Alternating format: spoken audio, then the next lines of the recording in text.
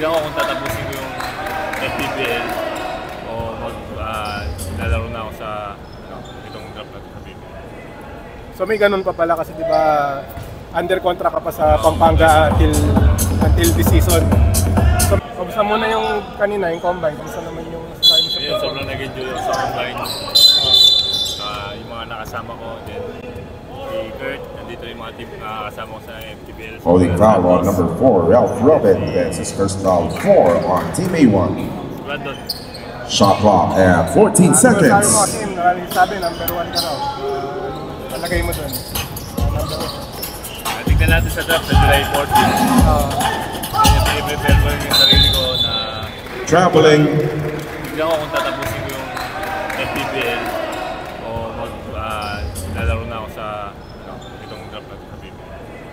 So may ganun pa pala kasi di ba under contract ka pa sa Pampanga until this season. So may chance na hindi ka pa makalaro sa susunod man pipili ko.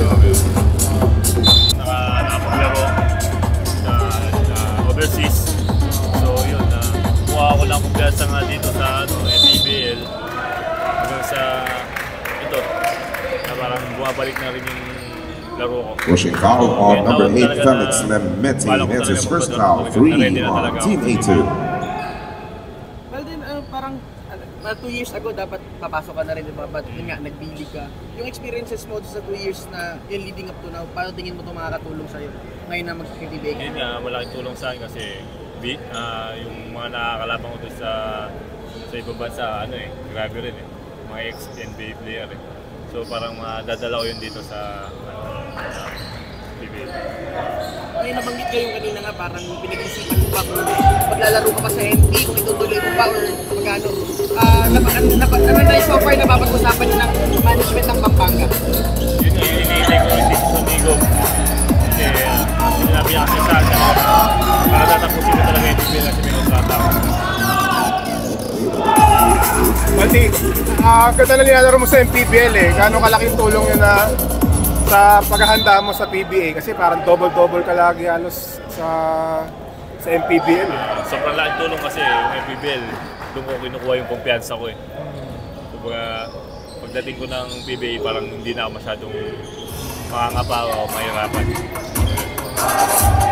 Yung chance na makapaglaro sa Converge kasi sila siyempre ang number 1 ng pipili at baka ikaw yung ay number 1. Ano masasabi mo dun sa At the end of the posibilidad first na yun quarter, the na score makalaro ka is sa Converge? 18-13 in favor of Team A1.